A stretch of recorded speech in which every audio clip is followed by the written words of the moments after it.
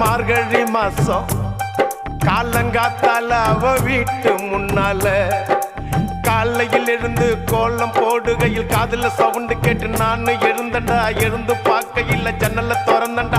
கொஞ்சம் குமரிய கண்ணுல பார்த்தண்டா. அவ என்ன பார்த்தா, நான் அவளை பார்த்தேன். அப்புறம் கண்ணும் கண்ணும் முட்டிக்குச்சு, காதல் வந்து ஒட்டிக்குச்சு. டாவு டாவு டாவுடா டாவில்லாட்டி டையிடா